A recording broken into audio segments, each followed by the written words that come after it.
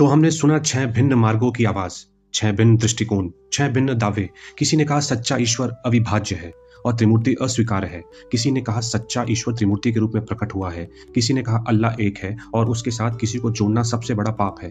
किसी ने कहा ब्रह्मा ही परम सत्य है जो सब में है और सबसे परे है। किसी ने कहा कोई ईश्वर नहीं है, केवल कर्म और धर्म का नियम है।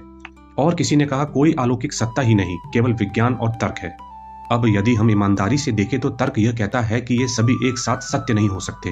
यदि यहूदी का अविभाज्य परमेश्वर सत्य है तो ईसाई की त्रिमूर्ति की अवधारणा असत्य है। यदि ईसाई का त्रिएक परमेश्वर सत्य है तो वह ईश्वर यहूदी तथा इस्लामी दृष्टिकोण के सख्त एक ईश्वरवाद से टकराता है। यदि इस्लाम का तौहीद सत्य है तो किसी भी रूप में ईश्वर के अवतार, पुत्र या साथी की कल्पना गलती है।